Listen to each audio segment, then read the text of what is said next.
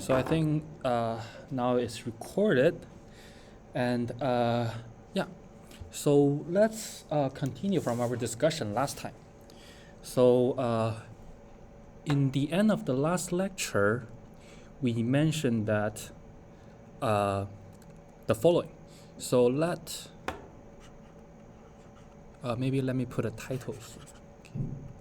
So again, continue on the maximum likelihood estimation. So last time we talked about the asymptotic distribution for the MLE, the maximum likelihood estimator.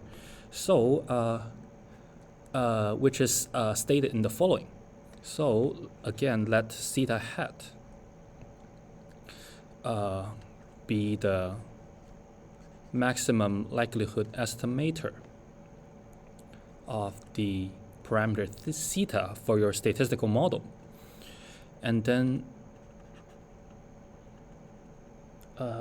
as n go to infinity, you will have theta hat approximately following a normal distribution with the mean around the true value, and then 1 over n times the Fisher information. So this is your variance. And then this can be useful to construct the confidence interval for your estimator or for the true parameter. So last time we also said that the confidence interval for the true parameter will be your theta hat plus and minus the z-score. You can use like alpha minus 2 multiplied by the standard deviation. And then that means you have the square root of the variance. And then here for the Fisher information, you can plug in your MLE estimator in the formulation of the Fisher information, and that will serve as your variance, and then taking the square root, that's the standard deviation. So yeah, and then also in the homework, you already used this to construct the confidence interval. And then in the beginning of this lecture, we will talk about this part, why it is following a normal distribution. And then we'll talk about the reasoning, the underlying reason for that. Also, this part is not going to be tested. So if you want, you don't need to take notes. It's just for your information or for your knowledge base. But lots of things here are maybe not useful at the moment, but if you go into grad school, you will use them again and again. So if you don't want, you don't need to take notes, just for FYI. But yeah, it just provide more information regarding why it follows a normal distribution. Okay. So the proof or the demonstration are the following. So okay, then maybe let me write it as a proof then. But it's more of a FYI. So yeah. So first of all, let's start with the first order derivative for the log of the joint likelihood. So I put a prime here to refer to the first order derivative. And then we are going to use first order Taylor series expansion to approximate this derivative of the log likelihood, which is the first order derivative centered around the true value. So here I use theta start to denote the true MLE value. And then you have the first order derivative plus a second term. So theta minus theta star, and then the second order derivative centered around the true value. And then usually for the Taylor series expansion, you will have infinite term. But here, we're just going to use the first two terms, or essentially the first term here for our derivation. Yeah. So this is more like a approximation using a first order Taylor series to approximate the original function of interest. Yeah, and this is a very useful tool for our reasoning on the theta MLE.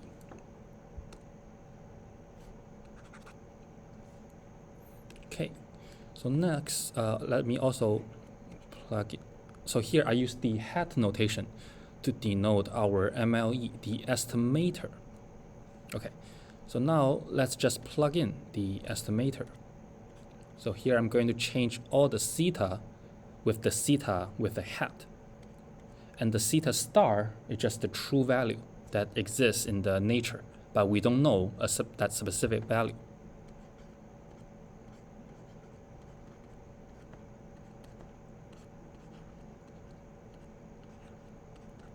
So here I'm just plugging all the theta with theta hat.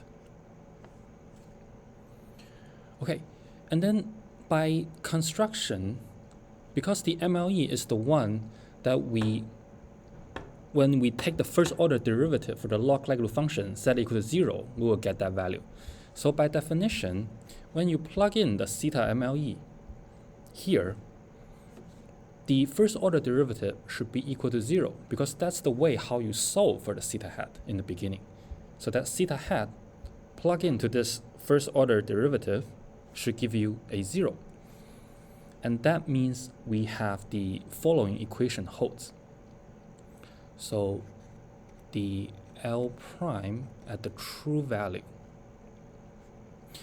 you can move it on the right hand side and then you get a negative sign. And then divided by the second order derivative for the true value. And this will equal to the theta star minus theta hat minus theta star. Okay. And then let's also plug in some coefficient here that are useful for recognizing the distribution. So here I'm going to multiply by 1 over square root of n on the numerator.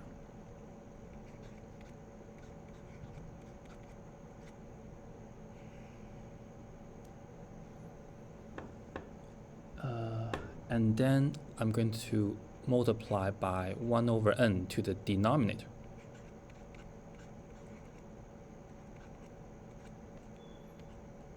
And then on the right hand side, you should have one more copy of square root of n for theta hat minus theta star. So from the first order Taylor series expansion, we arrive to this equation. And next, we are going to do some analysis on the numerator and the denominator. And then we will see that what is the distribution for the right hand side. This random variable follows. So that will be our strategy here.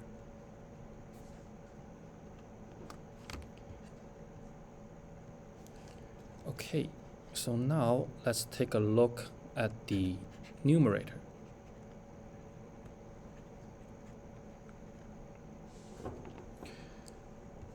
Which is 1 over square root of n, and then this is the joint log likelihood evaluated at the true value. Let me also put a subscript in here. So this is the joint log likelihood function. So that means the following. We are taking the derivative for the summation of the log for each of the density. So I from 1 to n. Because we have n data points, and then this is the density, the log likelihood for the individual data. And then this is the joint likelihood, so that we have the summation from 1 to n. And then we are taking the first order derivative, so you will have a derivative operation here.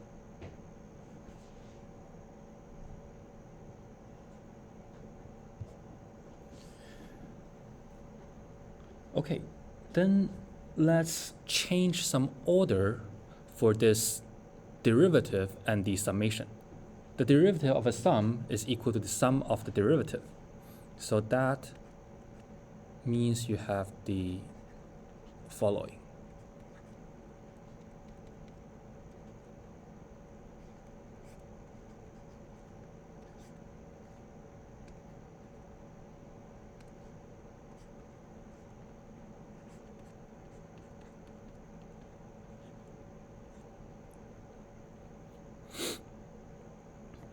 And then let me ask, what is this thing that we defined from last lecture?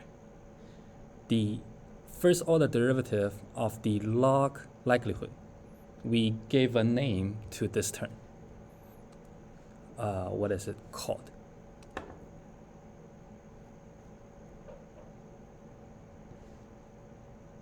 So this thing here, maybe let me underline, is called a score function that we defined last time. So last time I used this s with a subscript I to define the score function for this data point xi. And that is just the first order derivative for the likelihood density function. Okay, so we can rewrite this term as square root of n multiplied by 1 over n, and then summation of the score function. And also, this is evaluated at the true value theta star. Okay, so let me clean this.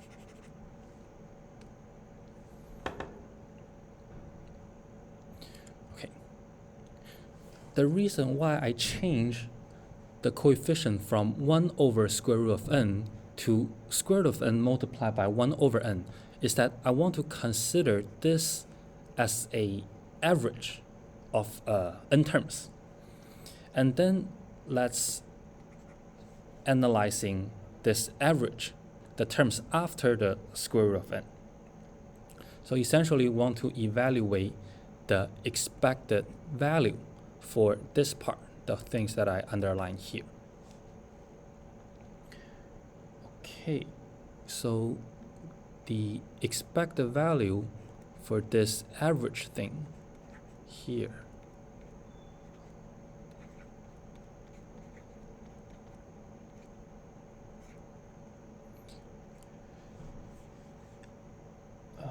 this thing is the score function for the individual. It doesn't matter here because expectation, it's a linear operation, so that we can distribute the expectation to each of the term. But later, when we calculate the variance, because of the data point is independent, then we are able to distribute the variance term to each of the SI. But it doesn't matter for the expected value. So that means we have the following. So 1 over n as the coefficient, and then from 1 to n, expected value for the score function for the individual data point. Okay, so now let me ask again. In the last lecture, we mentioned a result 1 regarding the expected value for the score function. So what is the expected value for the score function from last time?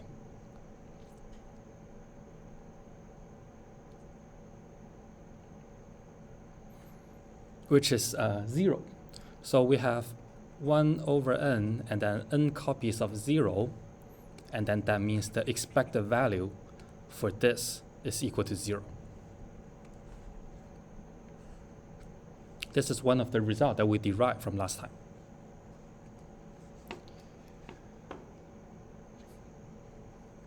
Okay, so next, let's consider the variance for the same thing.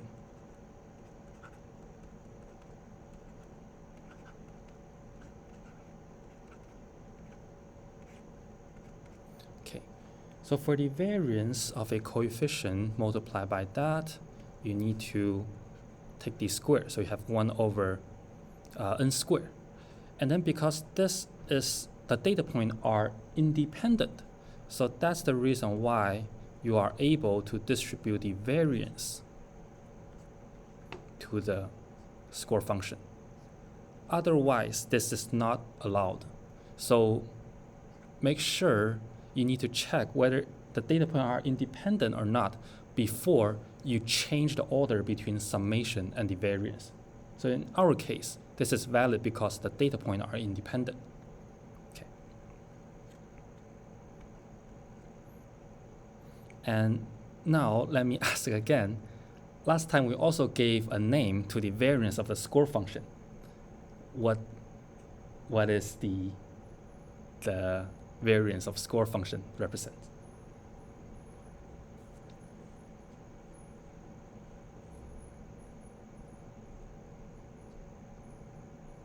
That is just the Fisher information. So that means we have 1 over n squared and then n copies of Fisher information. So this will reduce to 1 over n multiplied by the Fisher information, evaluated at the true value. Okay, so once we have the expected value and the variance for this term, now we are able to make some conclusion on the distribution for the numerator. And this is one of the most famous theorem called the central limit theorem. And then maybe let me just provide some notes on the central limit theorem. So let x1 to xn be the samples of size n. And then each of them is from the population with mean mu and then the variance sigma squared. We are not talking about any particular distribution, but as long as we know their mean value and the variance, then we have the following for x bar minus the mu over the standard deviation of x bar, which is square root, sigma divided by square root of n, and then this should be following a standard normal distribution. So that is one simple application for the central limit theorem. Okay, so now using that back to our analysis here, that means our average for the n score function, when you minus the expected value, which is 0 that we derive on the top, and then divided by the standard deviation, which is 1 over n multiplied by Fisher information, taking the square root. And this should follow a standard normal distribution. So this is another application for the central limit theorem. And then for our numerator, which is square root of n multiplied by 1 over n summation for the score function.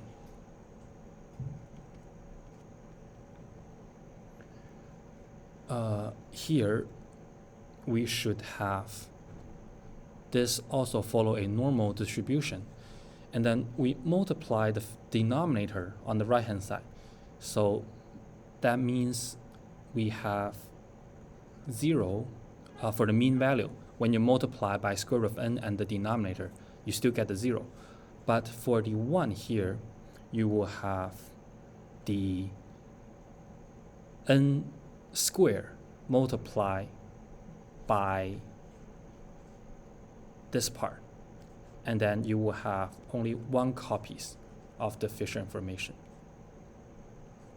So that we know that the numerator that we get from our approximation here, following a normal distribution with mean 0 and the variance equal to the Fisher information.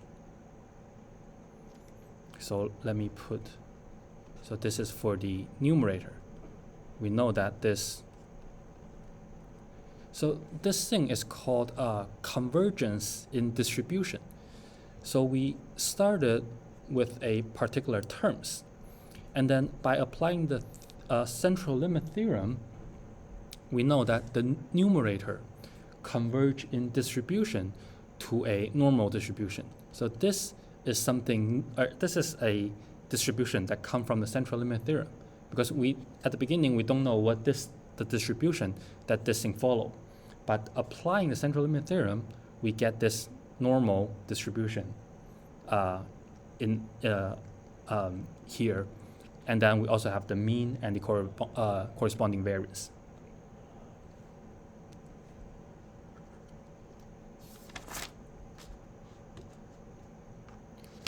Okay. Next, let's talk about the denominator.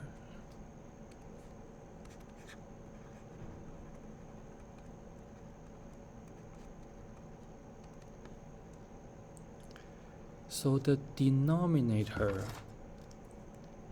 is the negative 1 over n, and then the second order derivative for the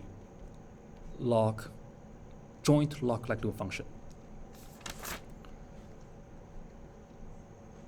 So let's expand the second order derivative for this. So we have the derivative for the second order derivative for a summation from 1 to n, and then the log of the density. And then also, we are going to make the change for the operation. So we'll have negative 1 over n summation, and then the second order derivative for the log density. So last time we also give a name to the second order derivative. So what is this equal to?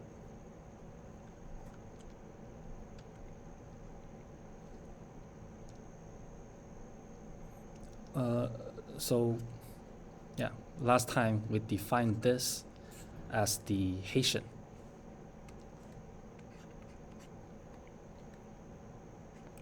Which is the second order derivative for the likelihood function. And then we call it the Hessian.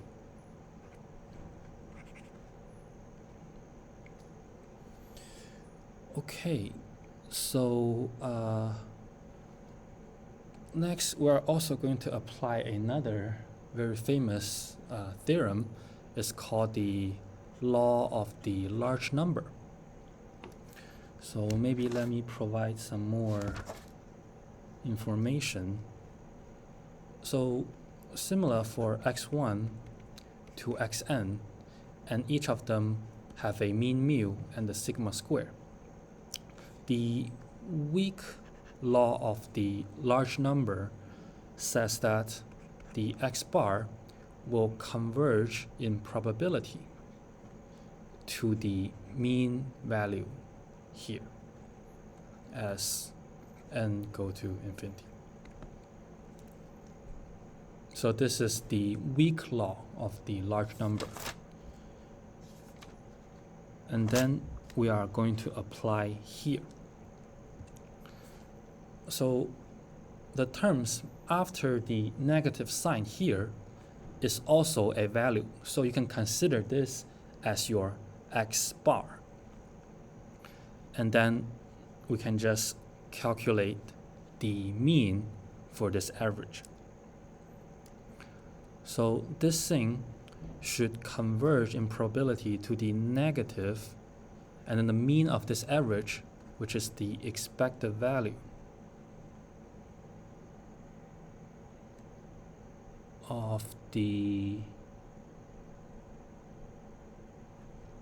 second order derivative.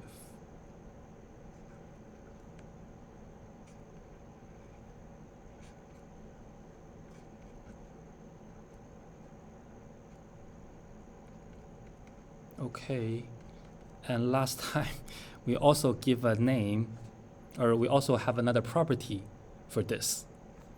So what is the negative expected value for the Hessian?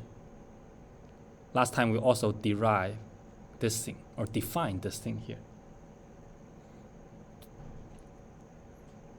So from last lecture, we defined this also as a Fisher. This is another way to calculate the Fisher information. So you essentially have three different ways to calculate the Fisher information. So the negative expected Hessian is also defined as the Fisher information.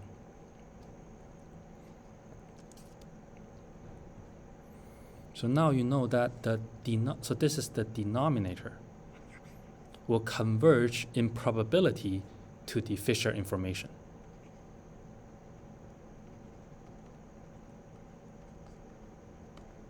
Okay, so these are just an application of two very famous theorems. One is the central limit theorem, and the other one is the weak law of large number. So in this example, you get to use all the very famous theorems to derive your result. And now let's return back to the quantity of interest, which is square root of n multiplied by theta hat minus theta star. And then you have maybe let me write it down again. You have the square root of 1 over square root of n for the first order derivative. And then you have the negative value, 1 over n, multiplied by the second order derivative. We know that the numerator follow a normal distribution with the mean 0 and then variance equal to the Fisher information. So let me write it more rigorously. This will converge in distribution to a normal distribution, and the denominator will converge in probability to a Fisher information. And then there is another theorem called the Slutsky theorem, which is saying that xn converge in distribution to x, and then yn converge in probability to a constant, then xn over yn converge in distribution to x over c. So that is the things that we are going to use to this fraction.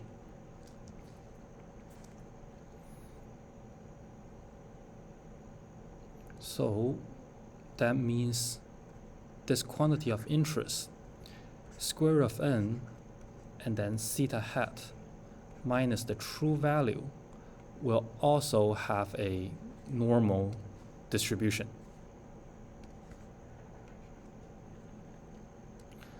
And then center around 0 coming from here, this 0 mean. And then you have the variance divided by the constant in the denominator, so that you have 1 over the Fisher information here. Okay, and then you can rearrange the term. You will have theta hat following a normal distribution with the true value theta star, and then the square root of n, when you move it here, you will have n times the Fisher information, 1 over that. And that is the reasoning for the maximum likelihood estimation following a normal distribution with the true value and then with this variance. And that's why you are able to make the confidence interval plus and minus the z multiplied by square root of the Fisher information.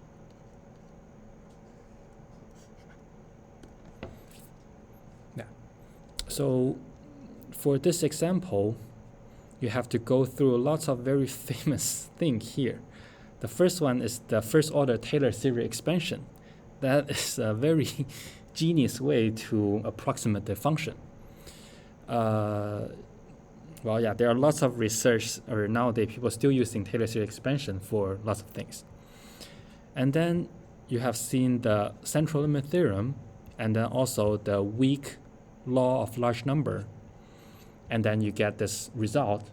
And finally, you have this one very simple application to construct the confidence interval.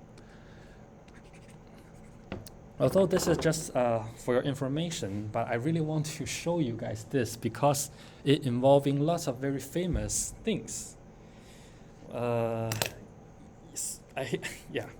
So I hope this will just provide you more information regarding lots of things that you will, I'm very sure you will use it in the future, but I hope to provide you information at this stage. So it involves lots of famous things. I guess there's no question, right?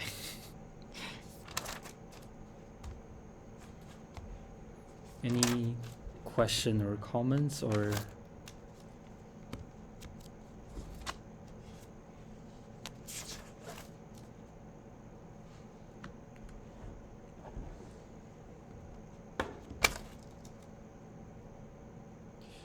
Okay, if not, oh yeah, by the way, the things that I ask, although this is not going to be tested, but the things that I ask in the middle will be useful.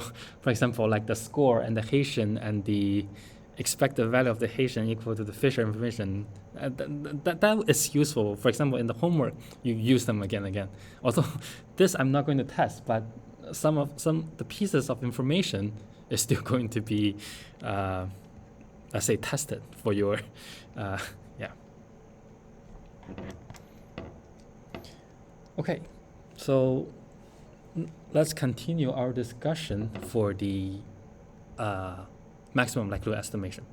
So last lecture, we also provide two properties for the maximum likelihood estimation. So the property 1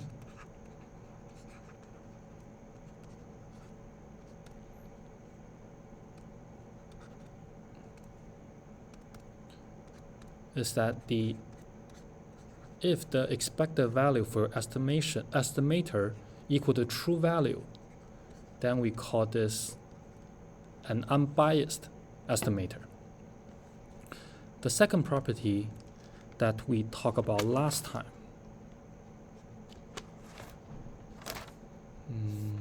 where is it? It's called the efficient. So for a unbiased estimator, see the hat. If the variance of an unbiased estimator is equal to 1 over n multiplied by the Fisher information, then we call this an efficient estimator.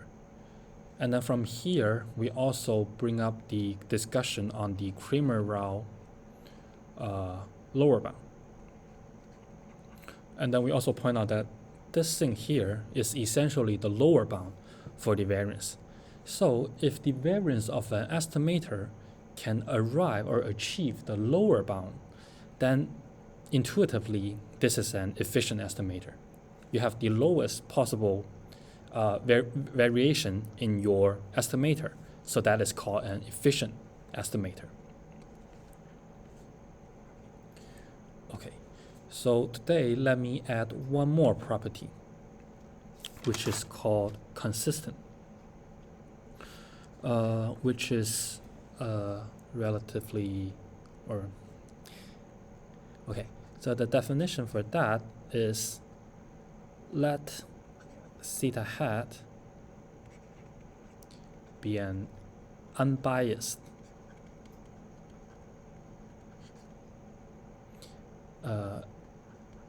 estimator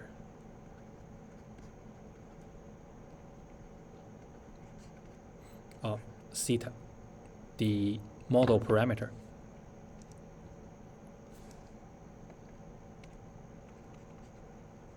Then theta hat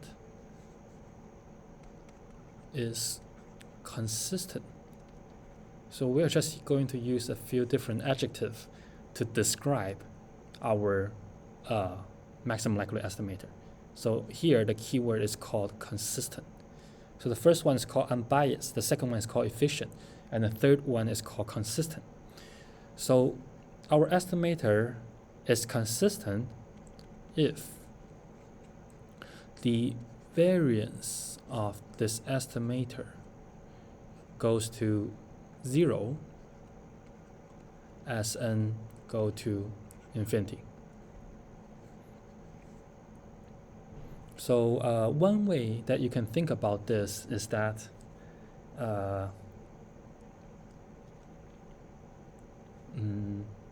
okay, so well, this part is also just a brief comment for your information. So there's also a thing called Chebyshev inequality. And then if you apply the Chebyshev inequality to the variance of that, you will have the following. So that the probability for the theta hat minus the true value greater than any positive or very small number. So this probability of this event will have a variance of that thing. Yeah, so that this is saying that, so as n go to infinity, and then if this thing goes to 0, so that means your estimator deviated from the true value by this amount will have a probability 0. So that means your estimator will not be very different from the true value. So you will have like intuitively like a consistent. So as you keep adding more data to your estimation, you will get very close, your estimation will get very close to the true value. So that's what you call the consistency. So this part just for your information. It's another very famous inequality here that can be used to demonstrate this property here.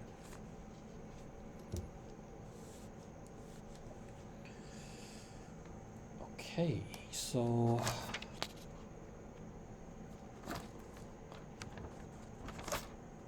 any question or comments?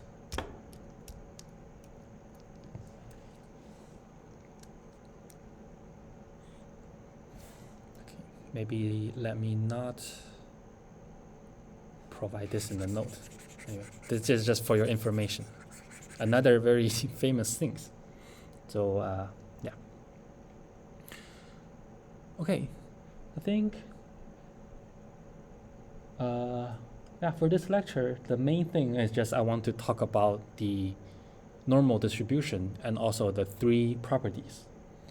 And for the rest of the lecture, I'm going to just go over examples for this framework. So the rest is more like a homework problem. Okay. So in this example, we have x1 to xn, and then they follow a IID normal distribution with mean mu and the variance sigma square. And then the question is asking you to find the MLE of mu and the sigma square. Also, to check the MLE, are they unbiased, efficient, or consistent?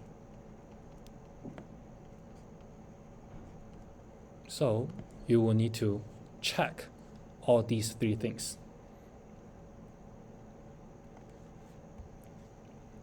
And the way to check, you just go through the definition. So when you have your maximum likelihood estimator, if you want to check whether it's unbiased or not, you need to take the expected value for your estimator, and then whether it's equal to true value or not, and then you can say whether it's unbiased or not unbiased. And then you need to find the Cramer-Rao lower bound, and then you need to check you also need to calculate the variance of that, and then you can say that whether it's efficient or not efficient. And then lastly, you need to check that if n goes to infinity, does the variance goes to 0? If it goes to 0, then you can say that it's consistent. If it does not go to 0, then you can say it's not consistent. It's not a consistent estimator. Okay, so that will be the high-level framework for this problem. But to answer this question, we probably will need to take the rest of the lecture to go over this. Okay, so here, let me write down the density function for the normal distribution.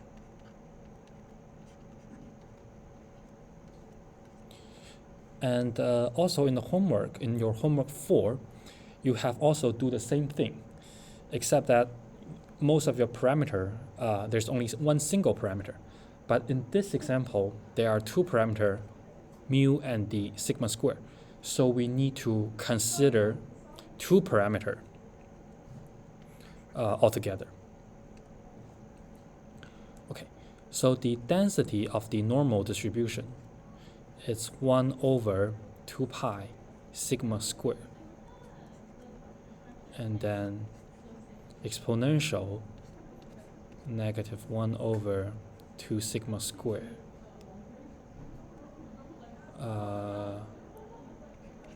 x minus mu.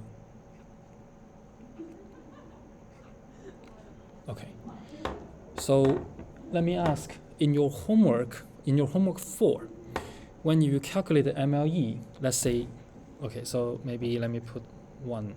Let's work on the mu hat for now.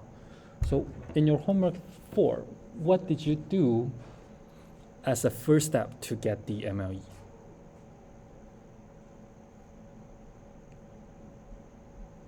Or what is the first step to calculate the MLE?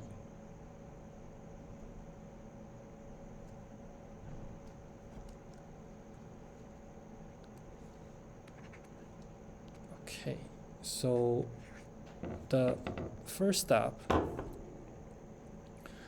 to do maximum likelihood estimation is that you need to first construct the joint likelihood function.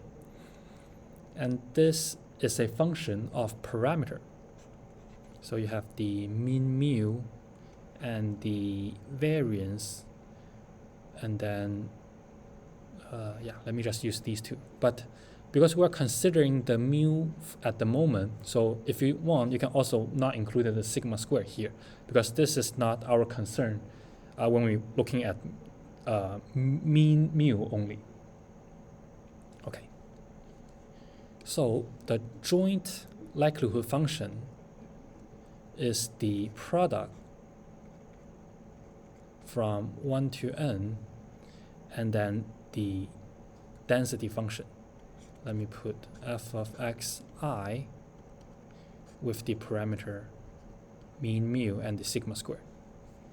So the density function is a function of your random variable, the likelihood function is a function of the parameter. So that's why you are able to take the first order derivative to get an estimation for your parameter. Okay. So now we can bring in this density function into here, and then you can write it as 2 pi sigma square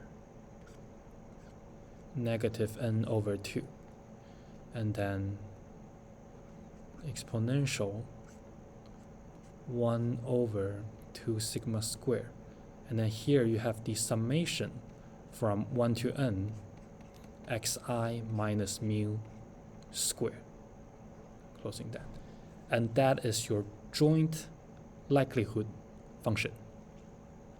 Yeah, so that will be the first step to perform maximum likelihood estimation.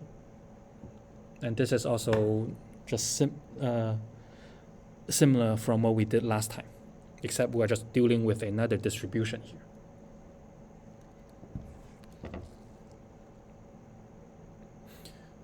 Okay, and what is the next step from here?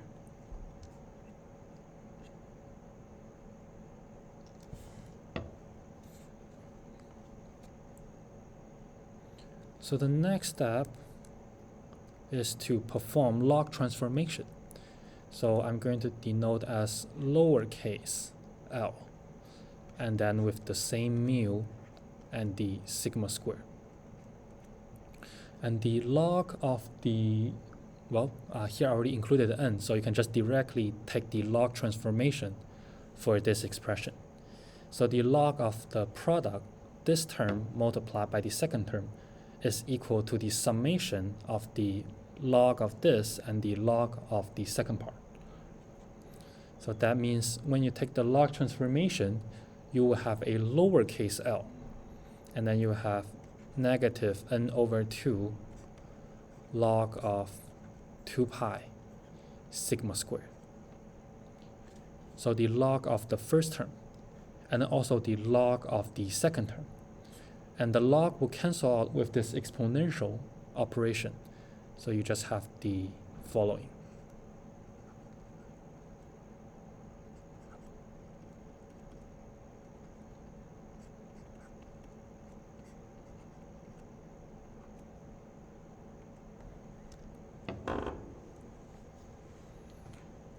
Okay, so after we take the log transformation, the next step is to take the derivative. So again, in, let's say, for math people usually call this objective function.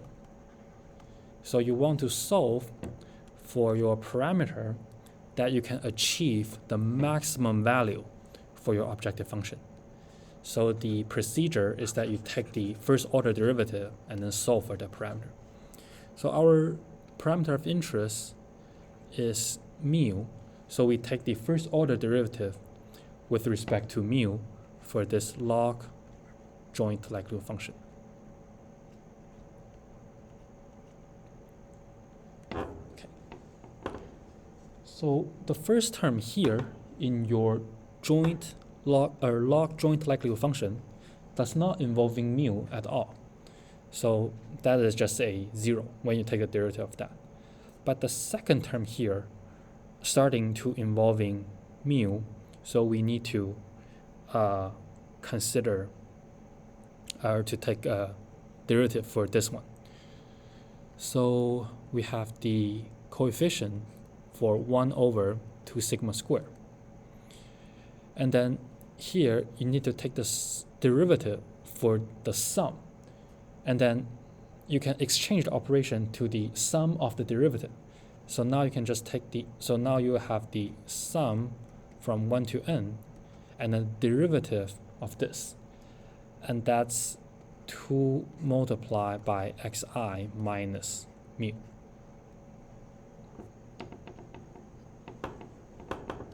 Okay, let's, there's one more thing about the chain rule. So you should also have a -1 when you take the derivative with respect to mu.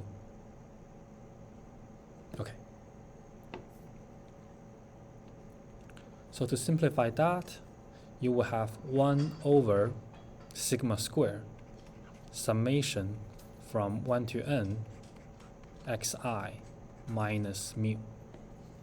So this is the first order derivative with respect to mu.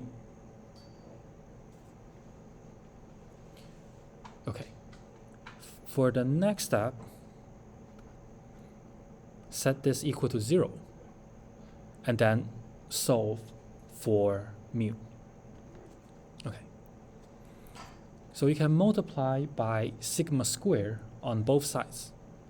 So you only left with summation from 1 to n xi minus mu equal to 0.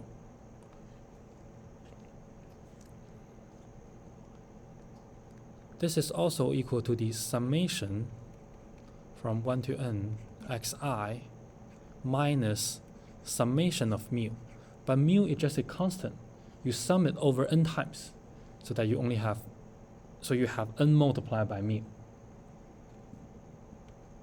And then this equal to 0. Then you can move around the term. You will have your maximum likelihood estimator for the mu equal to the summation of xi from 1 to n divided by n.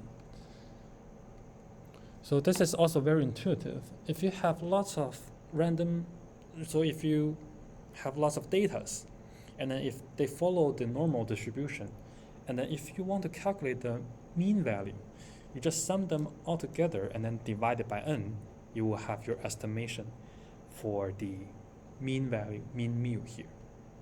So just the sum of the data point divided by n. So this is your maximum likelihood estimator for the mean value, for the mean mu.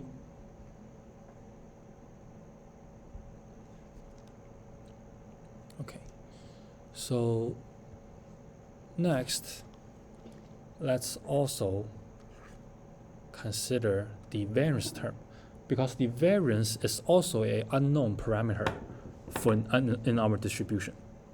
So we need to perform the same procedure to get an estimator for sigma squared. So again, take the first order derivative to your likelihood function. Let me use, okay, so just to align with the previous line, I'm taking derivative with respect to sigma square. So make sure you don't forget there's a square here, and then the log joint likelihood function. So the log joint likelihood function is this one. And then as you can see that both terms involving sigma square. So when you take the derivative, you need to take the derivative for the first term and also the derivative of the second term. Okay. So when you take the derivative, you will have the constant term in the front, and then now you need to apply the chain rule. So in the log, you will have 2 pi multiplied by sigma square. So the derivative of that is the 1 over 2 pi sigma square. So that's the derivative for the log. And then you also need to apply the chain rule, which is to the things inside the log or in the parentheses. So when you take the derivative of that, you will have another copy of 2 pi. So that is the derivative of the first term with respect to the sigma square. Okay. Now we also need to consider the second term. So when you take derivative with respect to sigma square, this part for the summation, you can consider it as a constant. So you only just need to worry about this part, the part that involving the sigma square.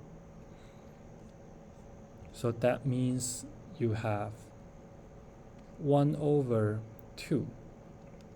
And because the sigma square is in the denominator, so you need to apply the chain rule again.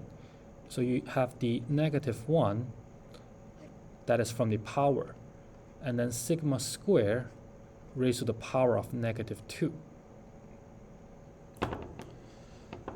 And then you have the remaining part as a constant. So xi minus mu. So that is your first order derivative for the with respect to the sigma square. Okay. And now let's simplify this expression. So the 2 pi and this 2 pi will cancel out. You will have -n over 2 sigma square. So that is the first part after simplification. For the second part, the negative sign cancel out, so you have a plus. And then 1 over 2 multiplied by sigma raised to the power of 4. So in the denominator, this one, you will have a sigma raised to the power of 4.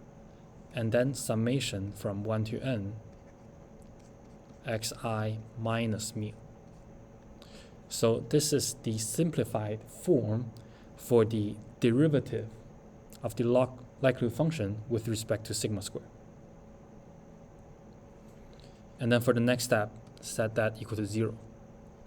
And then solve for sigma square.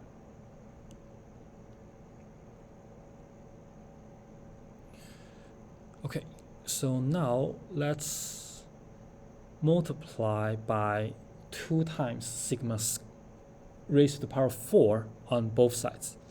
So here you will have -n multiplied by sigma square, and then plus the summation 1 to n xi minus mu equal to 0.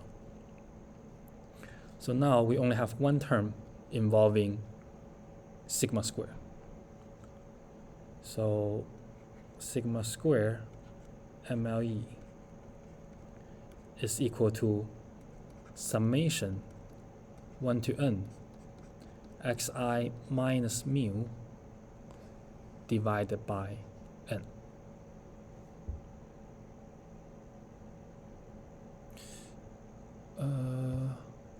I think I'm missing a square. Okay, yeah. Because this thing should be considered as a constant. So everything from your density function, so this thing should be considered as a constant. So there's a square. Yeah. So summation of that divided by n. And that is your estimator for your sigma square. Okay, so just to reiterate the procedure. So whenever you want to maximum likelihood estimation or to calculate that estimator for a particular distribution, first of all, you construct the joint likelihood function. It's just the product of the individual density function. And the reason why you can take the product is because you assume that they are independent. Because you collect the data independently. So that's why you can take the product for that. So that is your joint likelihood function. So that's your first step. And the second step is to take the log transformation to your joint likelihood function. And then the third step is to take the derivative with respect to the parameter of interest, which is mu and the sigma square here, and then set it equal to 0. And the fourth step is that you solve for that parameter of interest. So after that, we have our maximum likelihood estimator. Mean mu is equal to sum of xi over n, and then the maximum likelihood estimator is equal to that. And then here, as you can see that the maximum likelihood estimator for your sigma square also involving a mu, but this mu is unknown at the beginning. So here you need to plug in the one that you estimated from the previous part. Because the mean mu, you don't know, so you want to collect data to estimate it. And then for this, when you estimate the sigma square, you're also involving a mean mu, but you don't know that value. So you use the one that you get from data, and then you plug in here to get the maximum likely estimator for the sigma square. Okay. So let me pause here and see if you guys have any question regarding this. This is just essentially homework 4 so far. Yeah.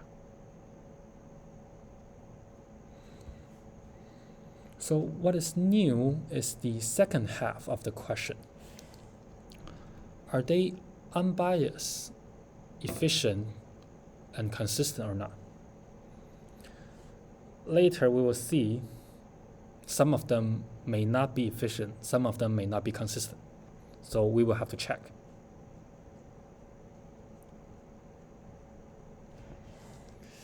Okay, so again, let's focusing on the mean mu.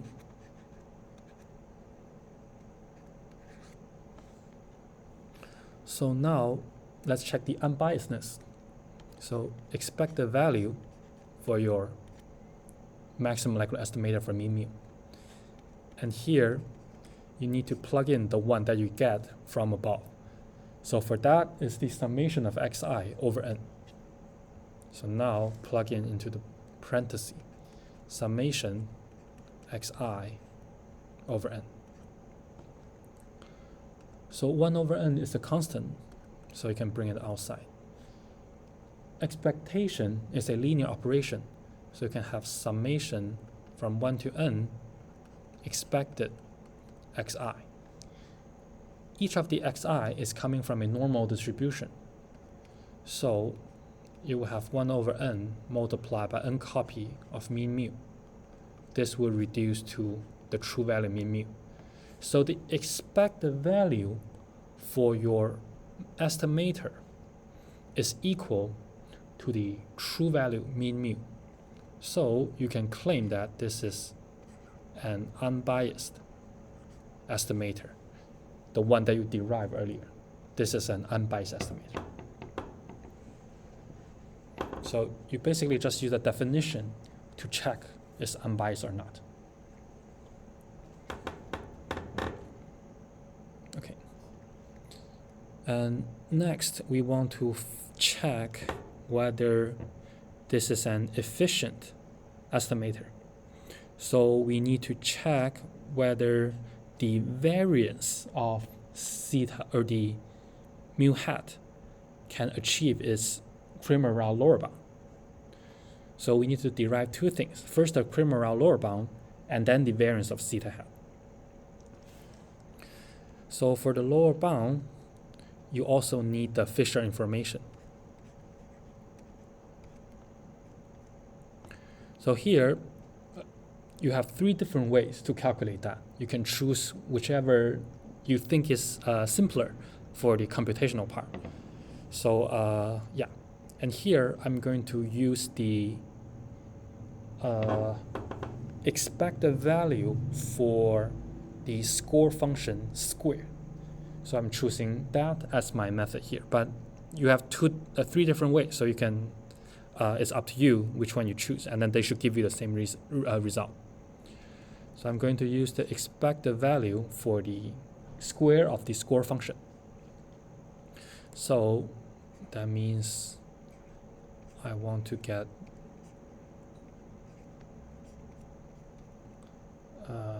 the following.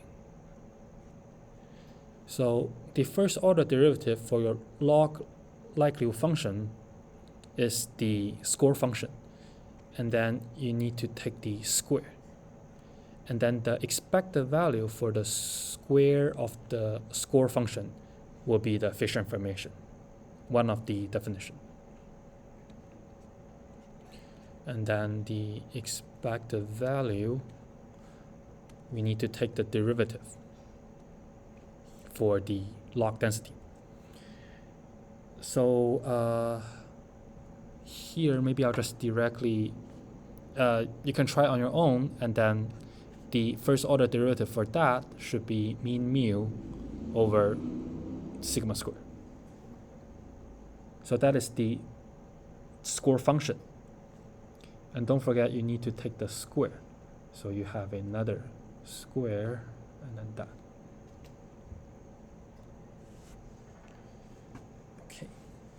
So now you just evaluate that, and then that expression will serve as your Fisher information. So we just need to simplify the right-hand side.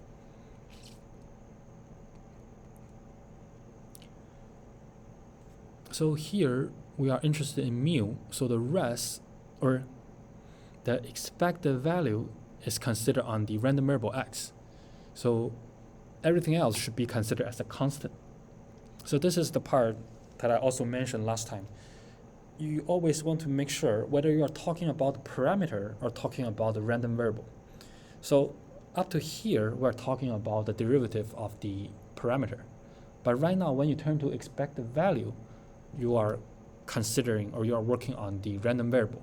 So always make sure which one you are working on, in case you make you're taking the wrong derivative or taking the wrong integration. So here the expected value is essentially the integration for x. So here the derivative is with respect to the parameter. Okay. So the rest should be considered as constant. So that sigma squared are now constant. So you should have 1 over sigma raised to the power of 4, because you have a square here. And then you have the expected value for x minus mu, and then square. So we know that the x is following the normal with mean mu and then the sigma square. So that the expected value for x minus the mu and then taking the square, this is just the definition of the variance of x. And then the variance of x, we already know, is sigma squared. So this is just equal to 1 over sigma squared. So that is the Fisher information for the normal, or for the variance particularly.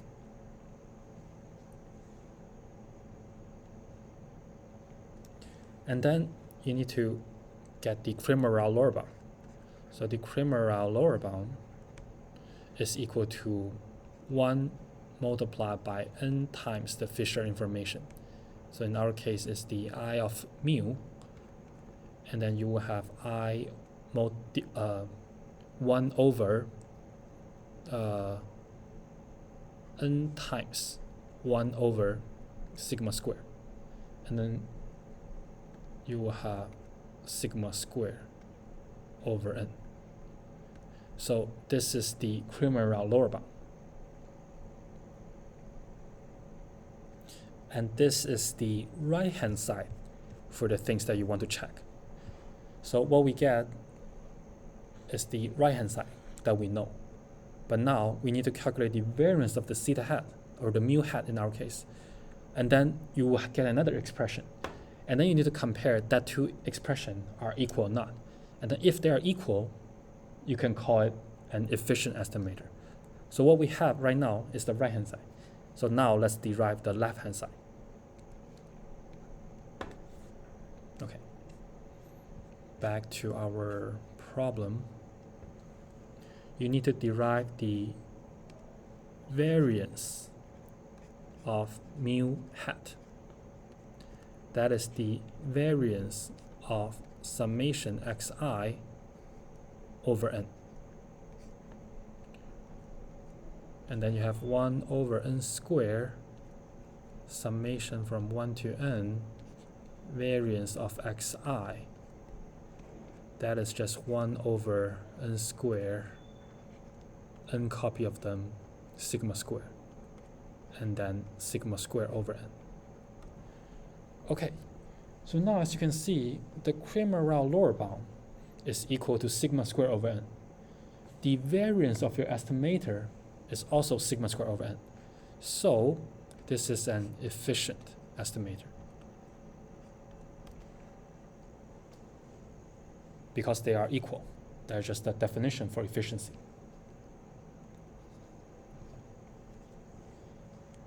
Okay, let's answer the third question. So we have the unbiased. This is efficient, whether it's consistent. So for consistency, it's saying that the variance of mu hat should go to 0 as n go to infinity. So as you can see that you have a n in the denominator for your variance of mu hat. So when n go to infinity, you have the variance goes to 0. So this is also a consistent estimator.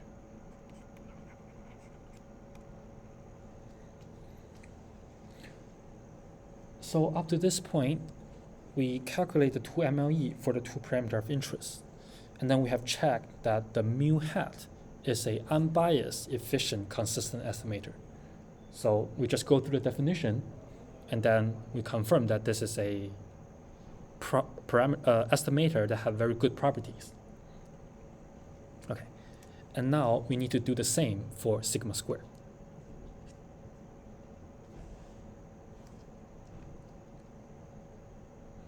So for sigma square hat. Okay, so first we need to find out is unbiased or not. So again, using the definition. And here, I'm just going to work on the numerator. The numerator is referring to this part. Okay, let me also write it. When you plug it in, the mu hat, you will have xi minus mu x bar, and then over n. So here I'm just plugging in the estimator x bar, where x bar is just the sum of xi over n. Okay, so that is your formulation of the maximum likelihood estimator for sigma squared. So now I'm just going to work on the numerator part. So the expected value for sum of x 1 to n, xi minus x bar square. And we need to calculate the expected value. And this here, involving summation and taking a square, can be slightly difficult to calculate its expectation. So we need to perform or to do some tricks here. Okay. So the trick that you guys should also see this before is you plus and minus something. So in our case, xi minus a mu and then minus x bar minus a mu. And then closing that the square, closing the expected value. Okay, so what I'm doing here is that you plus and minus a mu inside the parenthesis of the square. And then I group, so xi minus a mu, and then this thing is the adding back. So you will have that. So if you want, you can also put another parenthesis here. So I have xi minus mu minus x bar minus mu. So that is your a minus b, and then square. Okay. Next, let's calculating the square. So you will have the expected value of the summation 1 to n, and then xi minus mu square plus 2 copies of x bar minus mu multiplied by xi minus mu. And then I think this should be minus here. So a minus b. So a square minus 2ab plus b square. And then this is x bar minus mu square. Okay. And then I'm going to distribute the summation to each of the 3 terms here. So you have the expected value, summation from 1 to n of xi minus mu square.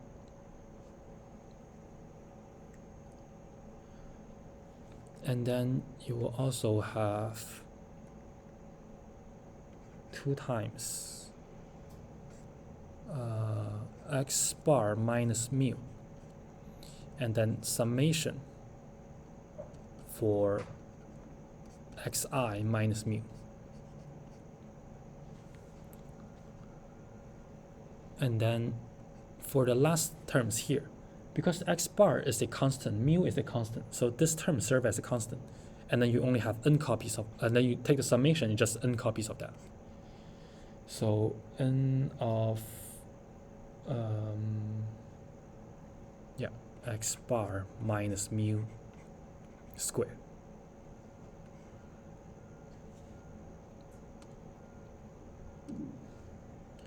Okay, so next we are going to further simplify this form.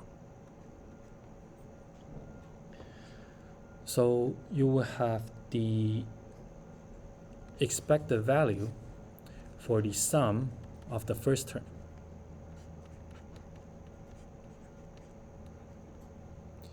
And then, okay, so now let me also distribute the expected value here.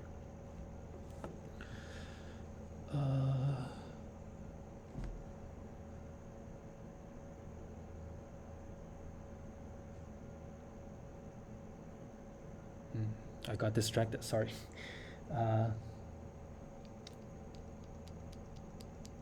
Yeah, so sum of the xi minus mu is just the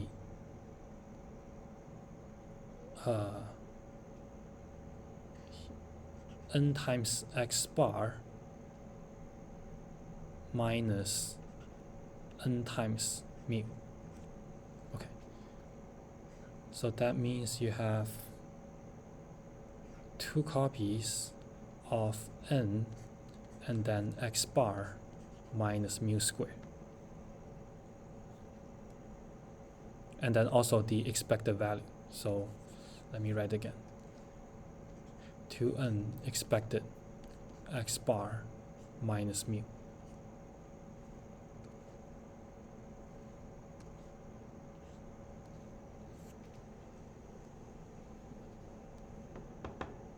Mu squared. Yeah.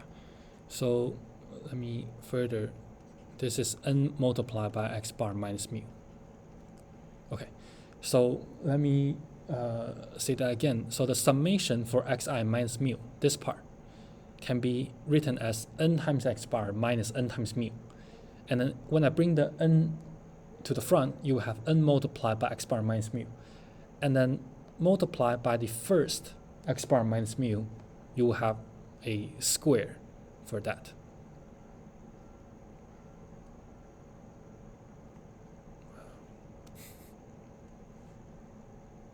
So you will have the following. So the x bar minus mu is from here, and then you have additional copy of x bar minus mu. So you have 2 terms, 2 copies of that. And then you have an n in the front from here. So 2n multiplied by that.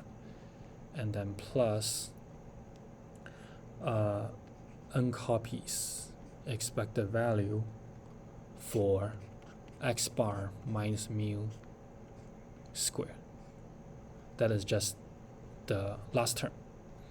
So you minus 2n copies of that, and then you plus n copies of that. So essentially, you will have n copies of the last term.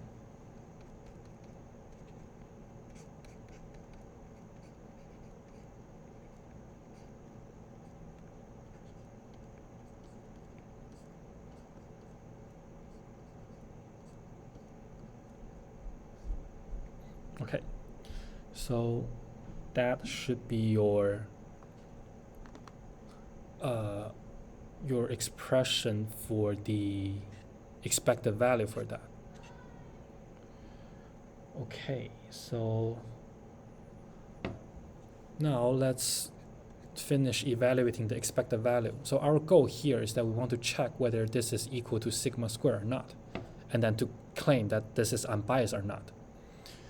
So we need to further simplify the expected value. So you have the summation from 1 to n and then expected value for xi minus mu square. So I'm just changing the orders. So expected value of sum, we change it to sum of expected value. And then you have n copies of that.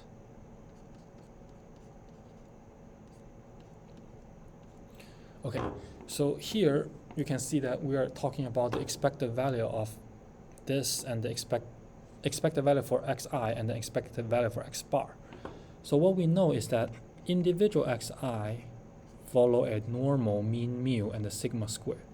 We also know that x bar follow, so the x bar from xi also follow a normal distribution with mean mu and then the sigma square over n. And these two terms here are essentially just a definition for the variance.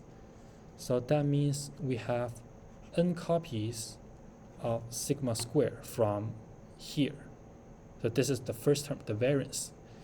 And then minus n copies of the variance for x bar. And the variance of x bar is sigma square over n. So n times the variance of xi, and then n times the variance of x bar, so that you will have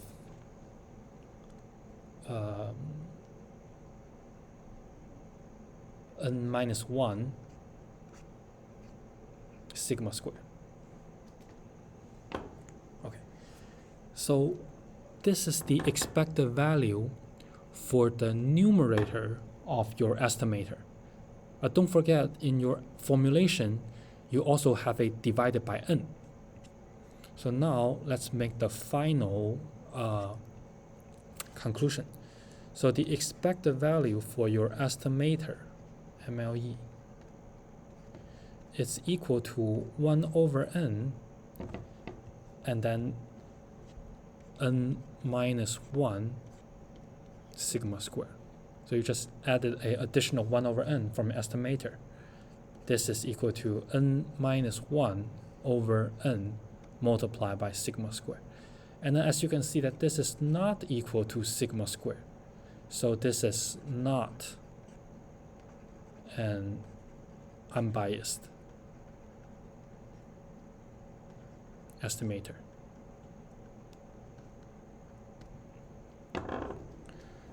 And here, the follow-up question you can ask right away is that your estimation from your maximum likelihood from MLE does not give you an unbiased estimator. Then how do you correct this issue from your learning procedure? So how can we make our theta MLE to become a biased estimator, unbiased estimator? So what we need to do is to correct the bias. So the problem, as you can see, is coming from this fraction. So for example, if you collect 100 data points, you basically have 99 over 100 multiplied by that. But you're not approaching to the true value as you have collecting more data. So how are you going to correct this problem is that you can multiply by the inverse of that. So you can define a new estimator, let's call S squared. This is 1 over n minus 1. And then multiply by xi minus x bar. So you essentially just multiply a 1 over n minus 1 to this part, to the expected value that we calculated earlier. And then as you can see that the expected value for S hat is 1 over n minus 1 multiplied by n minus 1 multiplied by sigma squared. And this is equal to sigma squared. So by this correction here, you have construct another unbiased estimator for sigma squared. So just to reiterate what we're doing here is that when we get the maximum likelihood estimator, this is a learning procedure. We learn the estimator that we get this formulation, sum of xi minus x bar divided by n. But when we check the properties, it is not ideal. It gives us a biased estimator. So we want to correct the problem here by multiplying a fraction, 1 over n minus 1. And then as you can see that in the end, by this additional step, you have construct a unbiased estimator. So this is how people multiply or doing some correction to get another estimator that has favorable properties. And that is also the reason why if you do it in R, also there's a difference in programming language. For example, in R, when you calculate the standard deviation, I think it's divided by n minus 1. But if you're doing in Python, it's dividing by n. So yeah, it's just up to your preference or which one you want to use, or you want to make sure that when you're using them, you want to do the n minus 1 version or the 1 over n version.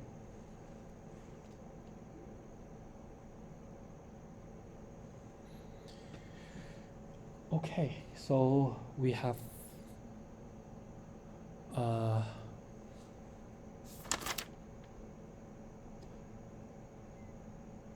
okay, maybe I'll pause here. For the other two properties, we also need some time to derive and to check. It might take a little bit longer. So I'll stop here. And yeah, just to reiterate for this example, we construct the likelihood function, taking the log, taking the derivative for the two parameter. We get two estimator. We check that for mu is unbiased, efficient, consistent. But for the variance, MLE of sigma square, it is not an unbiased estimator. And then we have a way to correct it to a unbiased version. And then later we will also check whether it's consistent or efficient. So, but that will be for next time.